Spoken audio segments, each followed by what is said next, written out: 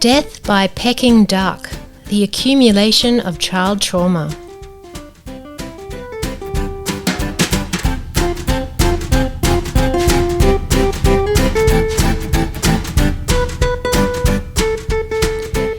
Hello everybody, welcome.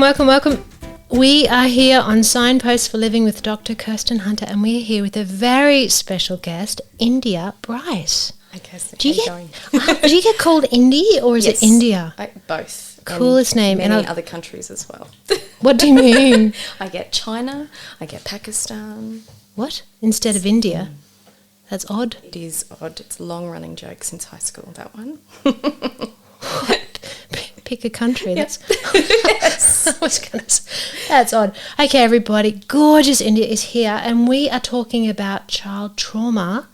And, obviously this is well and truly my background with regard to clinical work. 20 years working with child trauma, day in, day out. I spend a lot of time in this field, well and truly.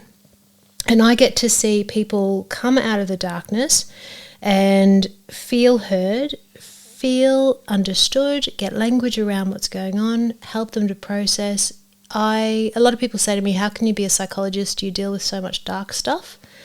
And it's because I get to see people coming through the other side, So, gorgeous India, tell me your background in this field. I'm probably less the light side, and I've probably spent a lot of time in the dark part. So my background, I began as a teacher, so nothing near child trauma, but spending a lot of time with early childhood teaching and working in a childcare centre. And from that point, I found myself in child protection. Sort of landed in child protection, really. How do you go from working with kids, which clearly you've got an epiphany with kids, right? To child trauma. Yep. So we're talking, we're in Australia here, yes. We're in Queensland here, so we call this Department of Child Safety. Yes. Obviously different countries, different states are going to have different labels for that kind of organisation. Child protective services, child protection. That sort of thing. Yeah, definitely. I went from teaching in an independent school, so still with children, many children who were facing difficulties, lots of children who weren't functioning in mainstream school. So I'd seen a fair bit as it was, and then took a career break to help a colleague run a childcare centre that lasted 12 months. Did not love that job. And as I just happened to come across somebody who was working in child protection and knew they were recruiting, and I sort of fell into it. But it made sense for me because I'd always wanted to work with children, but in either the social work, psychology, behavioural field. So even though I loved working with kids, I was more interested in how things work. I was more interested in their behaviour. I was more interested in understanding what was happening for them than probably teaching them. Yeah, absolutely. Well, that would be make a lot of sense then when you're wanting to go and connect more with what's going on in the background.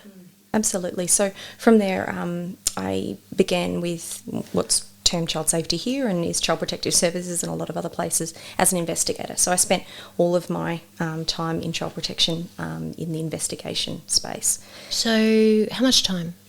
So I was there for 5 years. Yep. In frontline work. And what does that role involve? So that's the pointy end of child protection. So receiving the allegations that have been put forward and that have been screened in, I suppose. So that just means they've met a particular threshold met a particular criteria to be investigated, and they get sent to that team. And we go out and we do all of that investigation. So it's a little bit like Law and Order. Go out, ask the questions, speak to parents, speak to people. Knock on the door. Knock on the door, usually unannounced, which is always difficult. Yeah, you must not be well received. No. And mind you, I wouldn't receive me well either in that job, Yeah, we're here to see whether or not what's happening is okay with the children, if it's abusive, neglectful. Yep. And then making a judgment, I guess, on that and deciding on an outcome for that family and how we could best support them. So that was my role the whole time I was there. Yeah. And in the scheme of child safety, was that a role that you would have preferred? Yes, that was. Why? I get a lot of strange looks when I say I love my job, but I do, and I probably enjoyed the analysis that's involved in that job. I love working out what's really happening for that family, trying to work out what their strengths, and there's a lot of focus in child protection put on trying to find people's weaknesses, and that's not always the case. You really have to balance a family's strengths with their weaknesses. So trying to find what strengths are there that we can work on, that we can use, was a really big part of that job. But it's one that doesn't sort of get a lot of airtime when talking about child protection work. Yeah, absolutely, because it's very much risk assessment, isn't it? Not strength assessment. No. Yeah, definitely, and you need the whole picture. Yes, and it's about trying to find that picture. I always found it fascinating to work with families to try and find the whole picture, not just the snapshot of some horrible incident. You're always seeing families in that role on their worst day, but there are other days. So what are those other days for that family, and what does that look like as well? And trying to put the whole picture together, not just that snapshot and making an assessment on a snapshot. You know what? This might sound a bit peculiar, but I'm very comfortable with that. But you're kind of playing the police and the ambulance at the same time, aren't you? Yes. You're coming in and the parents are going to see you as policing, but you're really doing a duty of care check to check, is this adequate for the child welfare? Yes. At the same time. Yep. Yeah, really interesting. I've had kids say to me, I think docs are going to come around, Department of Child Safety, everyone, and, I'm going to let them know. And, it's sad, but they know about the role of docs, and they have a sense that docs is there to be their advocate. And when someone comes around, because, certain circumstances are happening, they're planning to have a voice and they're planning to speak up. So, kids are becoming a bit sassy with regard to, this is actually a resource to advocate for us. Is pretty powerful. And it's I don't know how common that is, but I have heard it's very common. It's very common. I'd say most of the information that we had come through that we went on to investigate came from disclosures made by children. So children coming forward and speaking to their teachers, or speaking to a parent of a best friend. Or, really? Yeah, it's usually, and it's interesting you use the word planned. Kids usually do plan their disclosure. They work themselves up, they psych themselves up so that they can find a trusted adult to speak to. So that does seem to be the process. It's interesting. Parents often, when they've been part of the system for a long time, often kids know about docs because it's become a bit of a threat or a bit of a warning. We can't speak about what's happening at home because docs will come and take you away.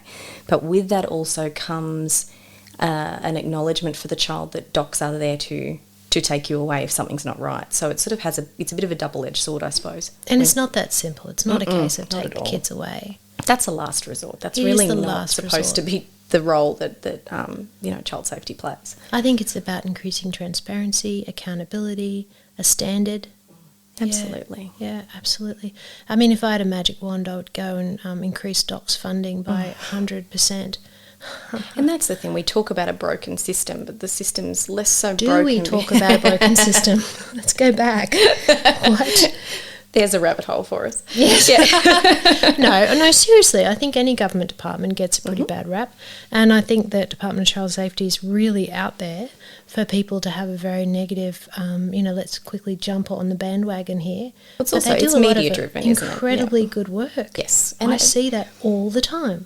I think the problem is that when the media gets hold of a story, it's always a negative one. They're the ones that if it bleeds, it leads is sort of the catchphrase, and it's quite catchy. Yeah, isn't it? Yeah. But it's one of those things that, a good news story doesn't really make the papers. That's not really something that's going to sell their $3, No, rag. that's very true. That's very true. I think it's only the negative stuff that ever makes it, which is why it seems like, child safety is always getting a bad rap. But I think we do also have a bit of a fractured system. I often think we've had such a season of inquiries and reforms and royal commissions and all, especially Queensland. We've had 10 in the last 10 years, and it's all been... Are you kidding? Yeah, if you include the federal ones as well as the statewide ones. Every time we have a crisis, we have a new inquiry. We've had unfortunately, lots of horrific cases that have driven that in the last few years. Tiali Palmer from the Gold Coast. We had a local case of Mason Jet Lee. Lots of children who've unfortunately passed away as a result of child protection type issues. And from that tends to spur on an inquiry of some sort which produces recommendations. So you're talking about families where there has been clear abuse, and Abuse. the question is, why was it not caught in the net? Or children in foster care and something horrible happens. That happens as well. Things that are linked to the department and unfortunately child deaths that are linked to the department usually result in an inquiry, a crisis-driven inquiry, which produces recommendations which are often in conflict to the last lot of recommendations. Are you kidding? Yeah. How can they be in conflict if it's a case of being more diligent? An example would be when we had in our state of Queensland here in Australia, we had a inquiry in that ended in 2013 that was looking at the child protection system. The recommendations that came out of that were very much focused on trying to avoid putting children in care. Some of that was a budget reason, some of that was about resources, some of it was about trying to preserve families, lots of different agendas. But the push was very much to try and keep children in the home longer. Not long after that, we had the death of Tiali Palmer at the Gold Coast, who was a child in care who was murdered by her foster parent. And as a result of that, we had another inquiry, and that actually flipped the coin and made us very risk averse. And the recommendations from that were very focused on reporting, on removing, on child rescue. Wouldn't focus. it be the opposite? Wouldn't it be if there was a death in foster that they would reduce going into foster? That wasn't that's not quite how logical. that worked. Okay. And When a Child Goes Missing was the report that came from that, which was very much focused on getting lots of agencies involved and reporting left, right and centre, and which has its pluses. That has its definitely has its positives in its place. But the point being, there are mixed messages, I think, happening in our system. Where we're not necessarily reading the last lot of recommendations when we make the next lot. And so practitioners on the ground are getting very confused by what they're actually expected to do and what their job actually looks like and which book they're reading from. Absolutely, and there's so much legislation going on, isn't there? So Absolutely. everyone's trying to do the best they can with the resources they have, and pretty scared with regard to any consequences that'll come. Absolutely. Tough job. It is a complicated job. It's that's why they do get the bad rap, but it's a difficult position to be in, and there's really it's a human job, so it's going to be fallible. And we're dealing with high risk situations. Yes, absolutely. High risk families, high risk children. Yeah. So, it's very, very difficult. Yeah. How's the morale within that department, do you think? Low, I would say. It ebbs and flows like all things. I think child safety is probably going through a stage at the moment of I know locally we are in Toowoomba in Queensland in Australia, and we have a local office that has high turnover of staff. We have lots of high burnout rates, lots of secondary trauma, lots of young practitioners coming through straight out of uni. And then obviously only lasting a certain period of time. It's not a job that's for everybody. I loved it. It's not for everyone. And everybody's secondary trauma is when, it's like vicarious trauma, isn't it? It's when you hear about it from another party and then you take that trauma on yourself. Yeah. I think obviously there's a case of getting staff, but surely there has to be some point of having life experience, have experience on the field, so that you have got the judgment, but also the capacity to cope, the resilience. Hate that word, but it's so true. To be able to cope with being at the extreme end of the spectrum. Absolutely. And I think when I first joined the department, they were accepting teachers, which is how I got in. And they've since stopped doing that. But there's a place for that, I think, because one thing that we had a lot of teachers in our investigation team, or performer teachers, I should say. And we, as part of our degrees, we studied child development. It's just when you teach little kids, you tend to have to do that as part of your training. And that really helped us, especially in, going into homes and interacting with families with very young children and looking at developmental delays and how children were interacting with their parents and what was normal, what was atypical, those sorts of things. I think that might be an area that's very much lacking in training for child safety officers. You'll be amused by this. I've been involved in training for people who go and support children in care, so the social workers, and I've been pulled in to help assess assist them with their training at various points. And my approach was basically buck the system. I don't think, strangely, they didn't call me again. Where they basically said, okay, here's a form, you have to push this information out of the child at this time frame. And I just, developmentally said, no, that's not appropriate. And also, if that's not where the child's at, no, you don't make the child fit the form, you make the form fit the child. So, yeah, not too popular. No. I'm not too popular, and that's okay. Yes, and there's a lot of that happens. I can remember when they brought in new tools for us to use for interviewing children, one of them being what's called the 3 houses tool. It's a bit of an overused one over the years. It has its place. Essentially, you ask the child to fill in 3 houses. One's the house of dreams, the house of good things, and the house of bad things, something along those lines. And interviewing 5-year-olds, I managed to get pictures of the Hulk in all houses, and it really didn't assist me in analysing the situation at all. So I threw that tool out the window. I would like the Incredible Hulk in my corner. Yes. Yeah. Well, there is a way to psychoanalyse that. I did make that joke as well. I thought we won't read too much into that, but... Oh my gosh. Okay, now we're talking about the accumulation of child trauma.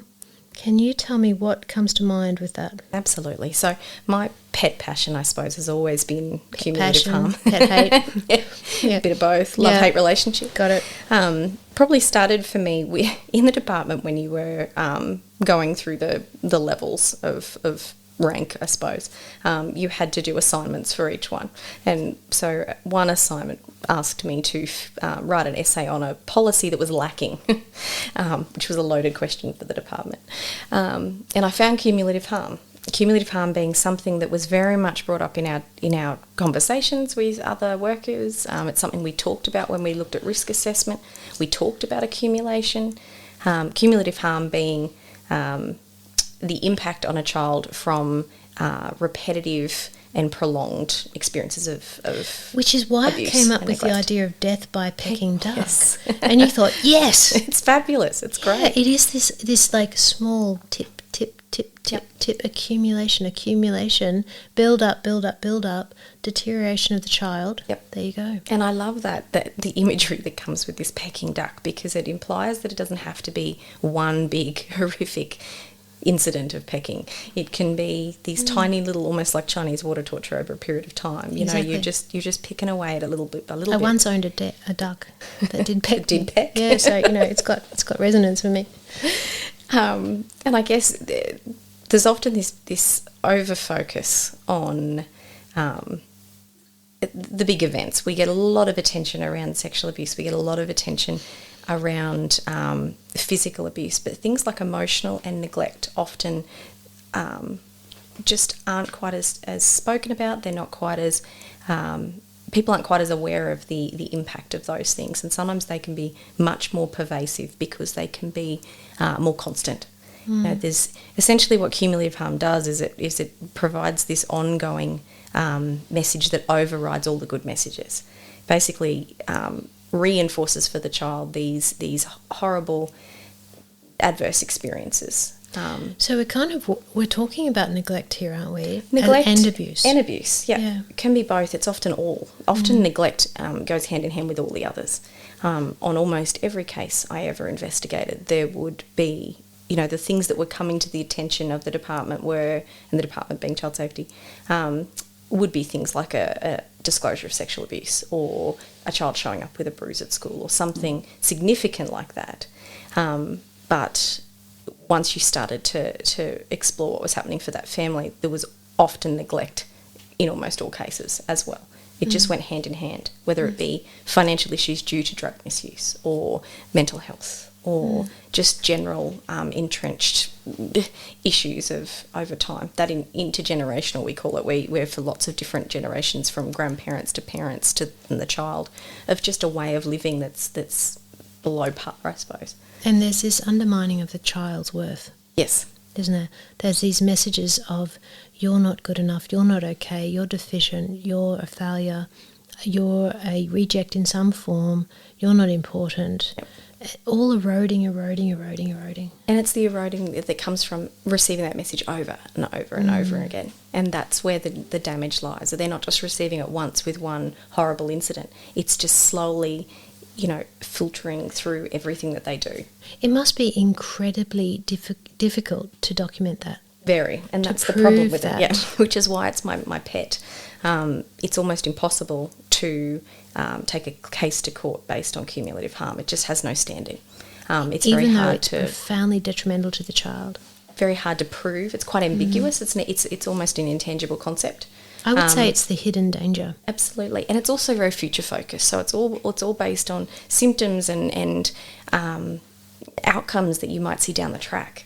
A child who's suffering from cumulative harm might present, particularly those who've experienced this over a long period of time. They're so used to it, it's become quite normal. It's been normalised for them. So they might not be showing it at the moment, but it's later on. It's when they go to get a job, or it's when they enter into their own relationships, or they have their own children. Suddenly these things start coming out. So it's very hard to document because our forensic system, our courts and our legal system and our policing and our child safety what are is all provable. very focused on what's provable. Yep. What is observable right now. So how does the department approach this? We need built-in tools, I believe. Big Brother. We need Big Brother. We need video footage. We need an awareness of it is a big part of that, but also how to document it. What does it look like? And we need tools to be able to measure it. We need something that gives this concept some weight, so that it will meet that burden of proof, I suppose, in a court system. Would be a good start. But we're a little way off that. Have you seen that being achieved? Not yet. Yeah. I'm working on it, slowly but surely. But it's still what we're finding is, because there's a little research team that I'm part of, and we're sort of chipping away at a tool that might do that. But the problem we're having is in order to document cumulative harm, you have to go back through a history. You have to be really thorough about digging around in someone's life, in the parent's life, in the child's life. You have to spend an awful lot of time mapping out what's actually happening for that family, to look at how many times things might have been reported, or how many incidents of abuse and what types of abuse. And you have to be very thorough to gather that evidence. And it's so onerous, it's so heavy, and we don't have a child protection system that has the time or the resources to put that in. So we're very reluctant. There's a triage system, isn't there? Which means it's crisis-driven. Absolutely, absolutely.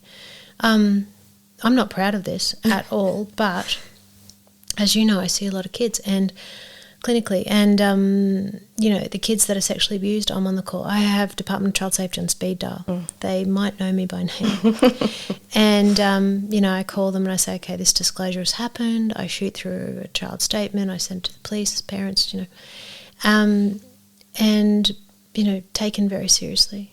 And if there's physical abuse, absolutely, same path. But when there is psychological degradation, when there is eroding of the person, we're in the grey. We're in the grey. And I was on the phone, because this is I get frequent flyer points at the department.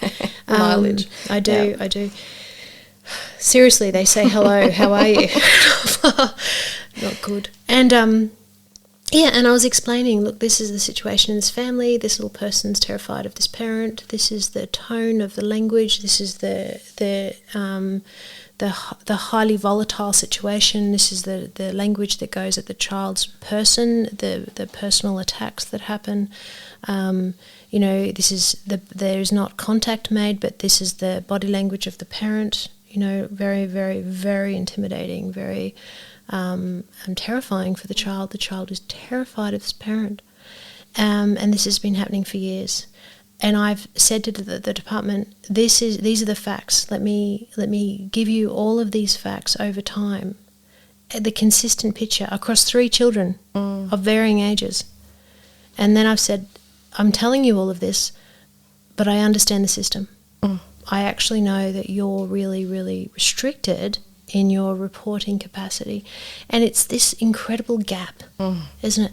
So I live in this world. This is my world. It's incredibly frustrating.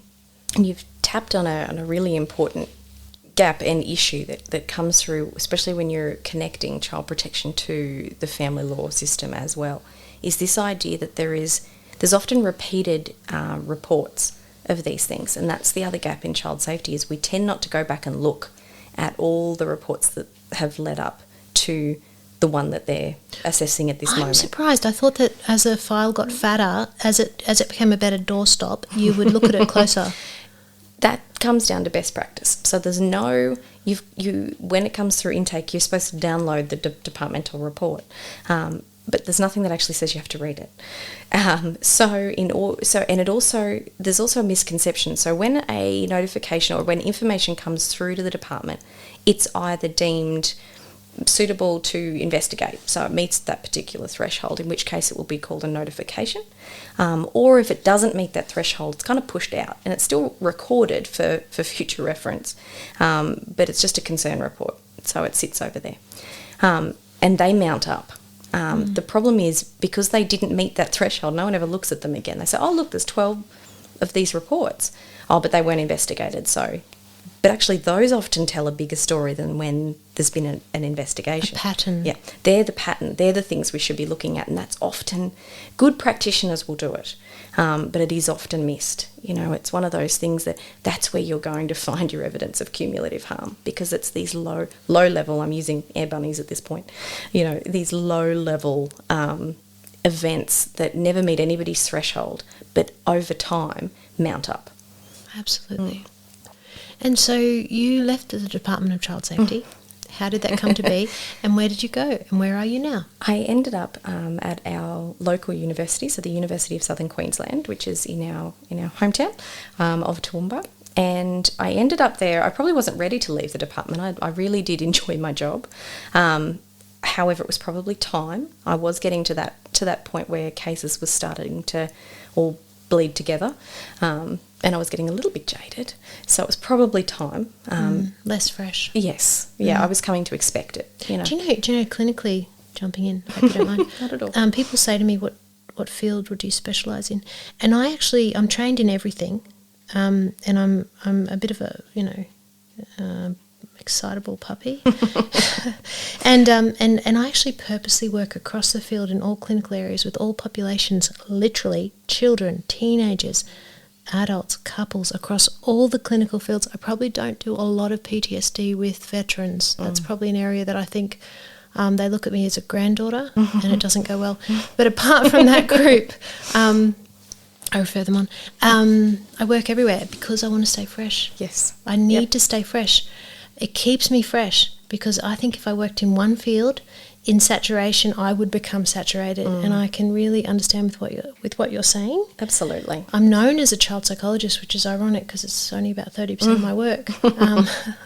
But no, I've got to keep it fresh. So I hear you loud and clear. You do, and you get to a point with the work where you come to expect every outcome to be the same and everyone's behaviour to be the same, and you start to expect the worst in people. So I think that's the point where you... Could you call that jaded? Yeah, very much so. A little bit bitter, yes.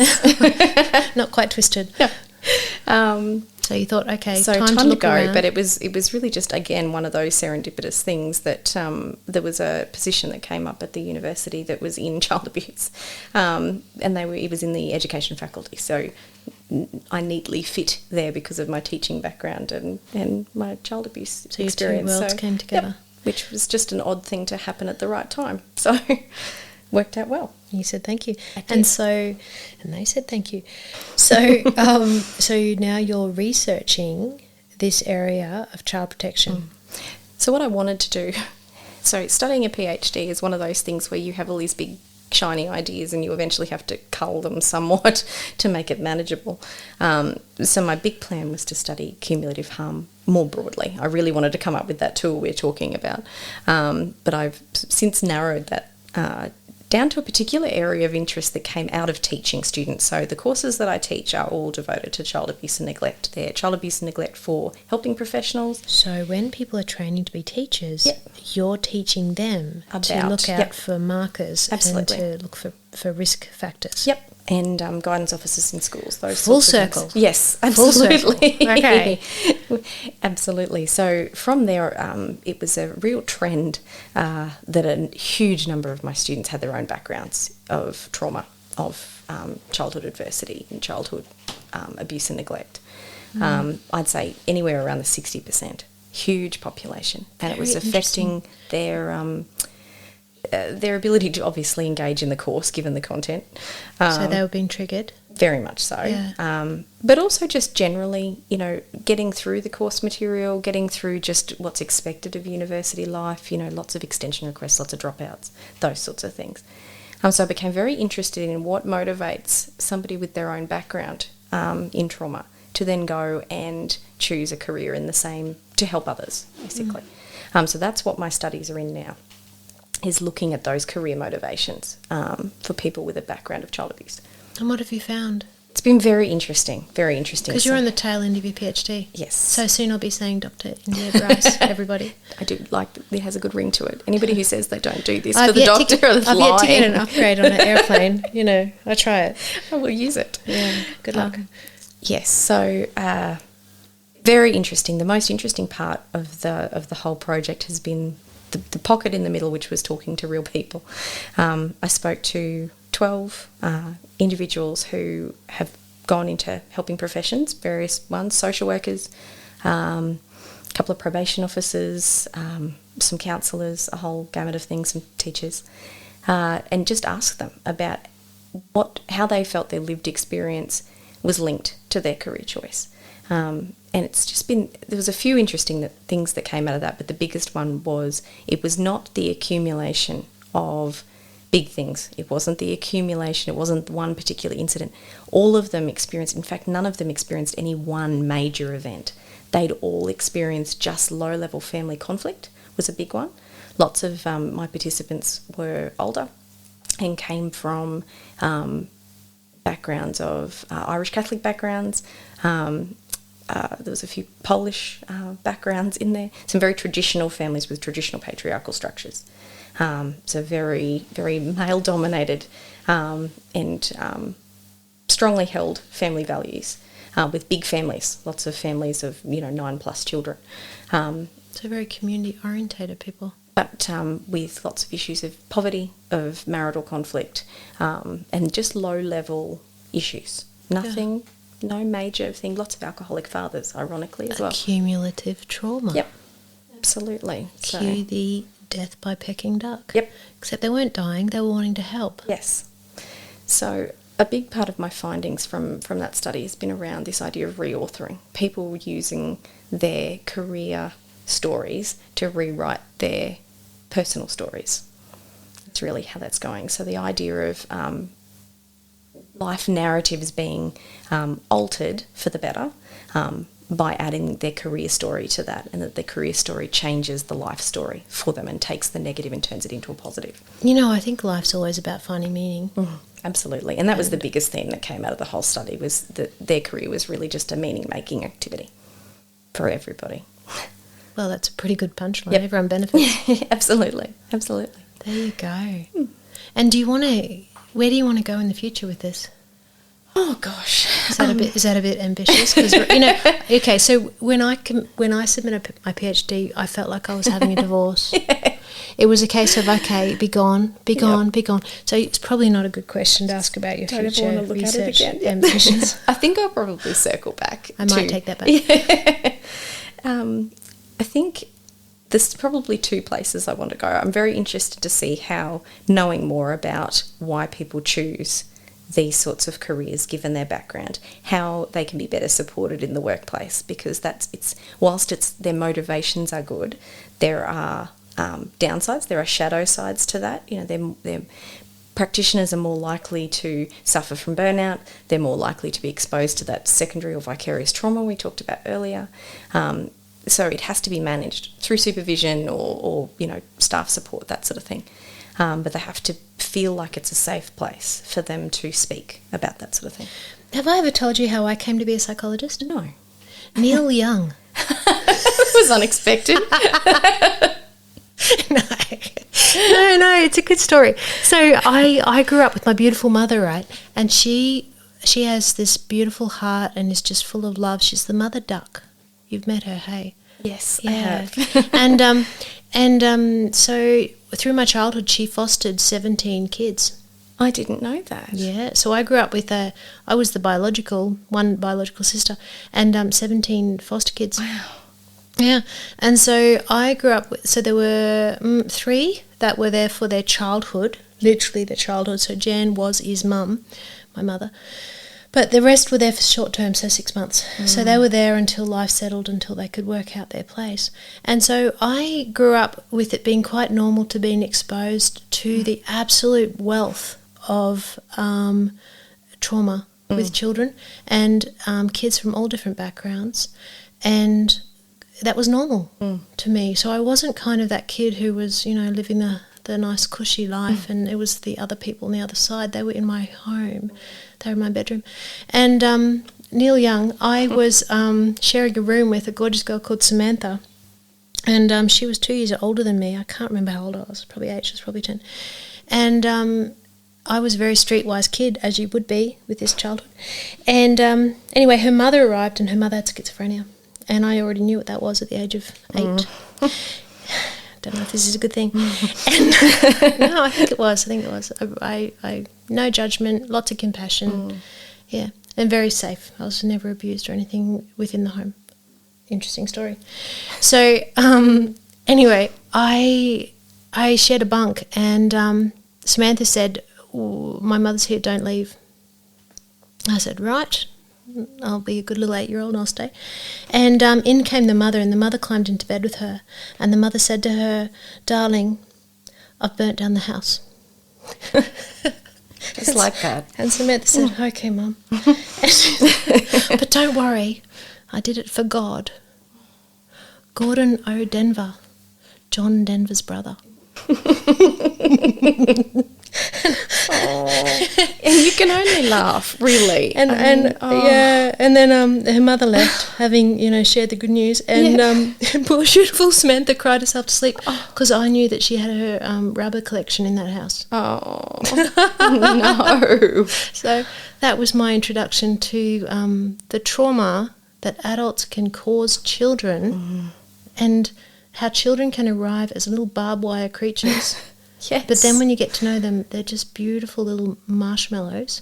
When you love them, the healing and the repair that can happen.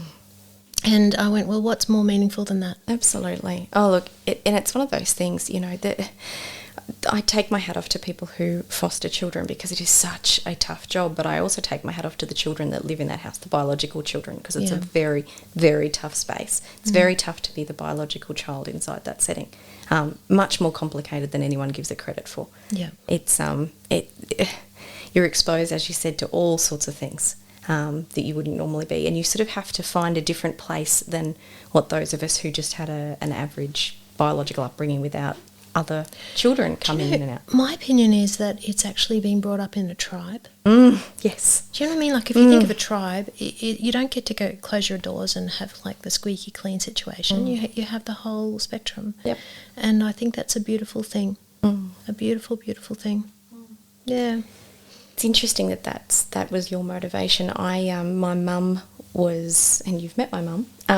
My mum worked when I was a child as or she volunteered, I should say, at what was called the Alley back then. So it was basically a drop-in centre, a local drop-in centre for all the down and out kids around, all the homeless kids. Yep. And I used to go every afternoon and hang around there while Mum finished up and did things, and she'd come and pick me up from school with some poor kid that didn't have anywhere to go that night. And I think all over my childhood, we were never official foster parents, but she was always bringing anybody who needed a place to stay. Someone was always there. Somebody who was having some crisis was always at our back door.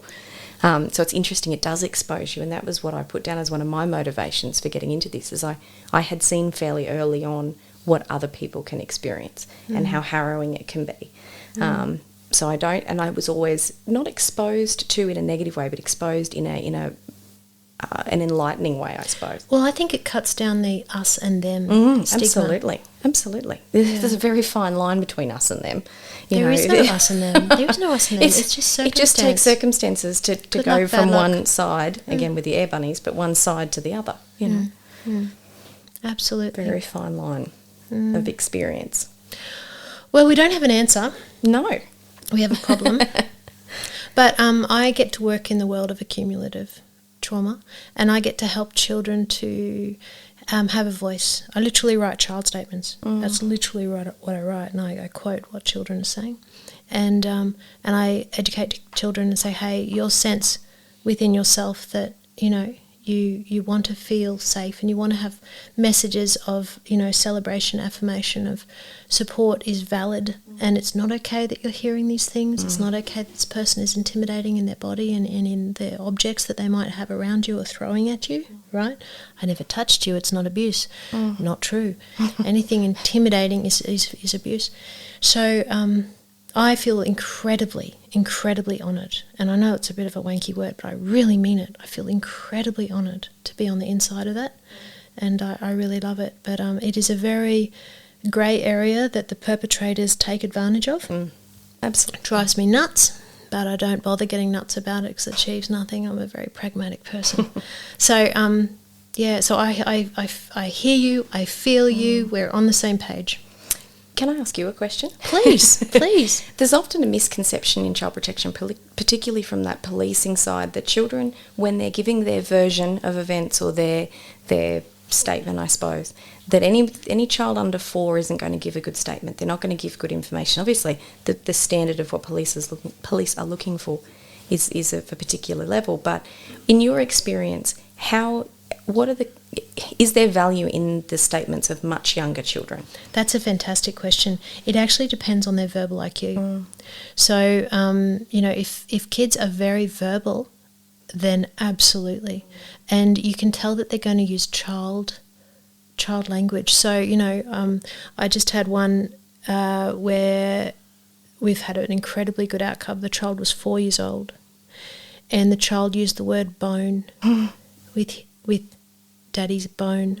She didn't know the words, and her language was very powerful. Do you know what I mean?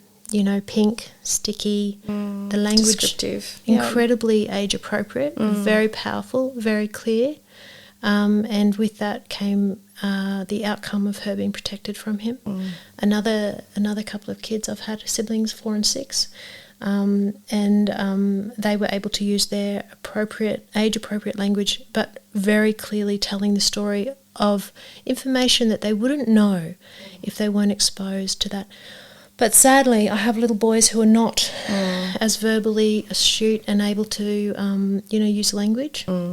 So really, from the age of 4 onwards, but I've actually had a little person who is 2.5, who is highly, highly articulate. And she was able to do a pretty phenomenal job in communicating things were not okay with her knowledge of things she shouldn't have known. So she wasn't disclosing, she was just talking. And the process of her talking proved she was exposed to things that were not appropriate and with whom. So, you know, it really depends on roll the dice, how verbally and you know, it's or you could just cross your fingers there, but it's so incredibly individual with regard to that. So you can't make any and I've done a lot, 20 years of family court work. Oh my gosh, hate going to court. Very good at it. We all do. Yes. And they listen, and there isn't one rule that they take. There's no age that they take. They say, okay, who is this child? What's the child capable? And my child statements are verbatim and very, very pedantic. So there's no one else, there's no subjective information. This is just as fact that the child's disclosing. I think that's so important. You know, the child having their say, having their voice heard at any age is just such an important part of that process, especially the family law process as well. Yeah. I think and I'm not exaggerating when I say this. This might not be completely correct, but it feels like the disclosures are 100% in this room. They're not parents coming and saying this is an issue. They have parents who are coming and saying, my child is acting out, my child is incredibly clingy, my child is doing these peculiar behavioural actions, what's going on? And they don't know. And then the child comes in, rapport is built, and then these disclosures come out.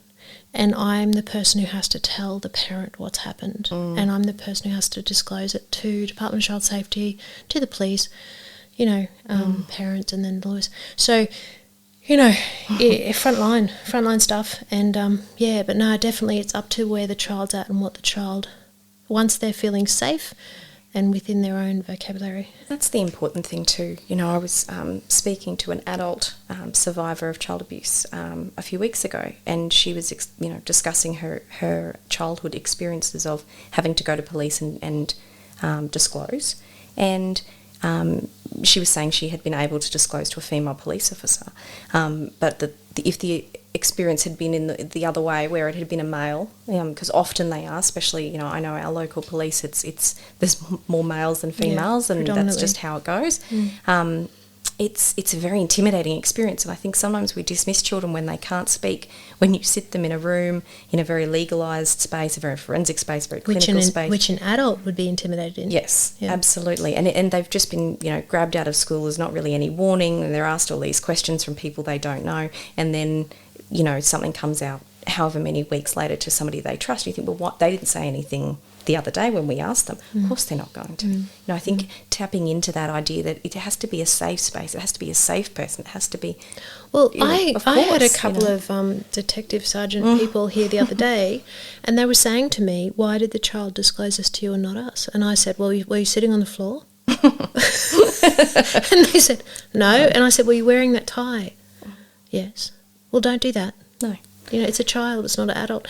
No. It's frustrating. And I can say this, my husband's a child protection detective, and he's 6 foot and built like a brick, and I wouldn't disclose to him either. I just think if I was 5, you're huge, you're intimidating, they're not There's always the Hulk. the warmest. There's the Hulk. Exactly.